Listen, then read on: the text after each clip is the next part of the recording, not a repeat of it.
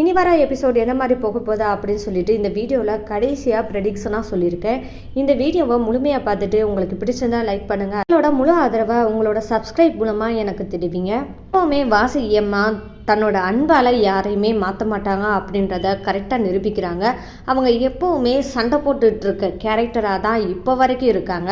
இன்னைக்கான எபிசோடில் என்ன பண்ணாங்கன்னா தனத்தை ரொம்பவே திட்டாங்க. என்ன திட்டினாங்க, அது மட்டும் இல்லாமல் தனம் அதுக்கு என்ன பதில் கொடுத்தாங்க அப்படின்றத தெரிஞ்சுக்கணும்னா என்னோட சேனலை மறக்காமல் சப்போர்ட் பண்ணுங்கள். உண்மையாக சொல்லப்போனால் தனத்துக்கு உறுதுணையாக இருக்கிற கதிர் உறுதுணையாக இன்னைக்கு இருந்து பேசினாரா அப்படின்னா கண்டிப்பாக இன்னைக்கு தனத்துக்கு சப்போர்ட்டாக தான் பேசினாருன்னு சொல்லலாம். அப்படி என்ன நடந்துச்சுன்னு பார்க்குறீங்களா? இன்னைக்கு டக்ளஸ் மற்றும் கதிரேசன் பத்திரிக்கையை பார்த்து ஓப்பன் பண்ணி பார்த்துக்கிட்டு இருக்காங்க. அந்த தருணத்தில் தான் யார் வராங்கன்னா உள்ள பூரணி வராங்க. உள்ளே நுழைஞ்சதுமே என்ன கேட்குறாங்கன்னா, என்னன்னு யாருக்கும் கல்யாணமாக பத்திரிக்கையெல்லாம் வச்சுட்ருக்கு பார்க்குறீங்க அப்படின்னு சொல்லிட்டு பூரணி கேட்குறாங்க. உடனே கதிரேசன், இல்லைம்மா ருக்மணி அம்மா கிரகப்பிரவேசம் வச்சுருக்காங்க, அதுக்காக தான் பத்திரிக்கை வச்சுட்டு போயிருக்காங்க அப்படின்னு சொல்லிட்டு கதிரேசன் சொல்கிறாங்க. அப்படியாண்ணா கொடுங்க பார்ப்போம் அப்படின்னு சொல்லிட்டு பூரணி கேட்டு வாங்கி படிக்கிறாங்க.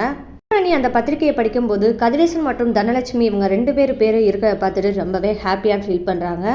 பூரணி இந்த பத்திரிக்கையை கொஞ்சம் சத்தமாகவே படிக்கிறாங்களா. அந்த தருணத்தில் தான் வாசுகி அம்மா ரொம்பவே கோவப்படுறாங்க. என்னன்னா, உங்கள் அண்ணி தான் நல்ல காரியம் பண்ணியிருக்காளே, அப்போ பேர் போடாமல் எப்படி தான் இருப்பாங்க அப்படின்ற விதத்தில் தான் பேச ஆரம்பிக்கிறாங்க. உடனே பூரணி என்னம்மா சொல்கிறா அப்படின்னு சொல்லி கேட்கும்போது தான், ஆமாம் பூரணி, இந்த வீட்டில் எனக்குன்னு என்ன மரியாதை இருக்குது, இப்போ பத்திரிக்கை கொடுக்கறதுக்கு முன்னாடி பத்திரிக்கை அடிக்க போகிறேன், பிரிண்ட் அடிக்க போகிறேன் அப்படின்னு சொல்லிட்டு ஒரு வார்த்தை கூட என்கிட்ட இது வரைக்கும் சொன்னது கிடையாது உங்கள் அண்ணி. மட்டும் இல்லாமல் வீடு கட்டி முடிச்சாச்சு, அது மட்டும் இல்லாமல் கிரகப்பிரவேசம் பண்ணுறதுக்கு ரெடி ஆயிடுச்சு, அதனால தான் பத்திரிக்கை அடிக்க போகிறேன்ற வார்த்தை எது நாள் வரைக்கும் சொன்னதும் கிடையாது, வச்சதில்லை. கடைசியாக இந்த வார்த்தையை நான் கேட்பேன் வச்சிருவேன்னு சொல்லிட்டு தான் கரெக்டாக உங்கள் அண்ணி கடைசி நேரத்தில் பத்திரிக்கை கொடுக்குற அளவுக்கு கொண்டு வந்து நிப்பாட்டியிருக்கா அப்படின்னு சொல்லிட்டு குறை சொல்ல ஆரம்பிக்கிறாங்க வாசியம்மா. கேட்டதுமே தனம் என்ன சொல்கிறாங்க, ஆமாத்தான் நான் செஞ்சது தப்பு தான், என்னை மன்னிச்சிடுங்க அப்படின்னு சொல்லிட்டு பதில் சொல்லுவாங்க. ஆனால் தனம் மன்னிப்பு கேட்டாலுமே வாசியம்மா தன்னோட கோபத்தை அடக்கவே முடியலை. அதனால என்ன சொல்ல ஆரம்பிக்கிறாங்கன்னா, கடைசி நாளுக்கு முன்னாடி ஒரு நாள் இருக்கிற நேரம் பார்த்து நம்மளுக்கு பத்திரிக்கை வைக்கிறாங்கன்னா அந்த ஒரு நாள் சாப்பாட்டுக்கு நம்ம வழி இல்லாமல் இருக்கோன்ற அர்த்தத்தை வச்சு தானே நம்மளுக்கு பத்திரிக்கை கொடுத்துட்டு போயிருக்காங்க அப்படின்னு சொல்லிட்டு வாசியம்மா ரொம்பவே சத்தமாக பேசுவாங்க. அந்த இடத்துல ரோசப்பட்டு கதிரேசன் என்ன சொல்லுவாங்கன்னா, கதிரேசன் ஏம்மா இப்படி பேசுகிறா அப்படின்னு சொல்லி கதிரேசன் கேட்கும்போது, பின்ன என்னடா இந்த வீட்டில் பெரிய மனுஷன்னு எனக்கு என்ன மதிப்பு கொடுக்குறீங்க அப்படின்னு சொல்லிட்டு வாசியம்மா கேட்குறாங்க. இவ எதுவுமே என்கிட்ட சொல்லிட்டு செய்ய மாட்டாளா, இதில் நீயும் காரணம், இவ வீட்டு வாசலில் கல்யாணம் முடிச்சுட்டு நீ கூட்டிகிட்டு வரும்போது இது நாள் வரைக்கும் நீ தாலி கட்டி கூட்டிகிட்டு வந்துட்டே அப்படின்ற காரணத்துக்காண்டி சரி அப்படின்னு சொல்லிட்டு இவளை வீட்டுக்குள்ளே விட்டுருந்தா, இவ மருமகளாக என் வீட்டுக்கு வந்ததுக்கப்புறமும் எனக்கு உண்டான மரியாதை கொடுக்கலனா நான் என்னடா செய்வேன் அப்படின்னு சொல்லிட்டு வாசியம்மா சொல்கிறாங்க.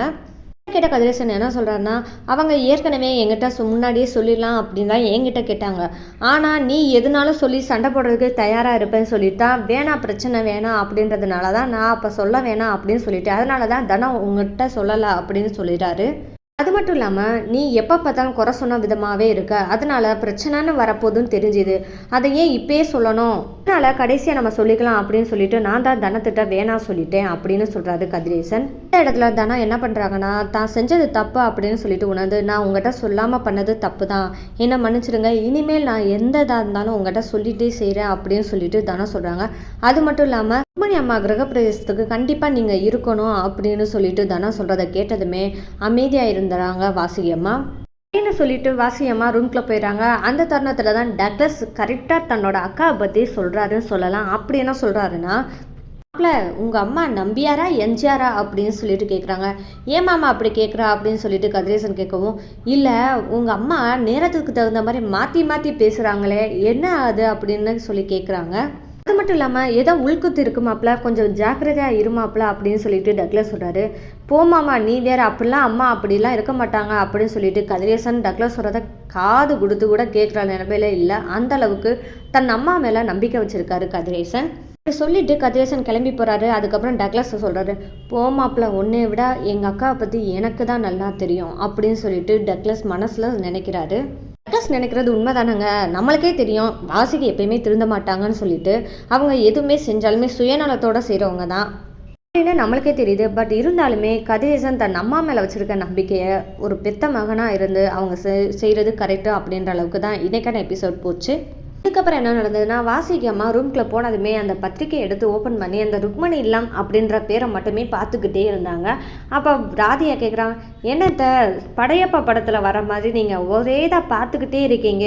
ராதாப்பா படத்தில் வர ரம்யா கிருஷ்ணன் எப்பயுமே தன்னோட காதலனை நினச்சி அவரோட வீடியோவை பார்த்துக்கிட்டு கல்யாண வீடியோவை பார்த்துட்டு இருக்க மாதிரியே நீங்கள் அதே மாதிரி பத்திரிக்கையை பார்த்துக்கிட்டே இருக்கீங்களே அப்படின்னு சொல்லும்போது தான் வாசுகி தன்னோட ஒப்பீனியனை சொல்லுவாங்க. ஏண்டி நம்ம வீட்லேயே சாப்பிட்டுட்டு நம்ம வீட்லேயே இருந்துக்கிட்டு விசுவாசத்தை எங்கே காமிக்கிறா பாரு அப்படின்னு சொல்லிட்டு சொல்கிறாங்க. அந்த தருணத்தில் தான் வாசுகி அம்மாவுக்கு ஒரு ஃபோன் கால் வருது. அது யாருன்னா சொர்ணவதி கால் பண்ணுறாங்க. சொர்ணவதி கிட்ட வாசுகி அம்மா கேட்குறாங்க, இந்த வீடை நாங்கள் வச்சுக்கிறணும்னு நினைக்கிறதுல தப்பு இல்லையா அப்படின்னு சொர்ணவதிகிட்ட கேட்கவும், தப்பே கிடையாது அப்படின்னு சொல்லிட்டு சொர்ணவதி சொல்கிறாங்க. அது மட்டும் இல்லாமல் இதனால உங்களுக்கு என்ன லாபம் அப்படின்னு சொல்லிட்டு வாசுகி அம்மா கேட்குறதுக்கு சொர்ணவதி, எனக்கும் ருக்மணி அம்மாவுக்கும் 25 வருஷத்துக்கு முன்னாடி ஏற்பட்ட பிரச்சனை மட்டும், அது மட்டும் இல்லாமல் அவங்க விட்ட சவாலுக்கும் இன்னைக்கு தான் அந்த விடிவு காலத்துக்கு கொண்டு வந்திருக்காங்க அப்படின்ற விஷயத்த சொல்ல போகிறாங்க. இதனால எனக்கு என்ன லாபம்னா, உங்களுக்கு உங்கள் மருமகளோட சம்பாத்தியம் எங்கேயும் போகாமல் உங்கள்கிட்ட வந்துடும். நான் என்னோட சவாலில் ருக்மணி அம்மாவை தோக்கடிச்ச மாதிரியும் போயிடும் அப்படின்னு சொல்லிட்டு சொல்ல போகிறாங்க சொர்ணவதி.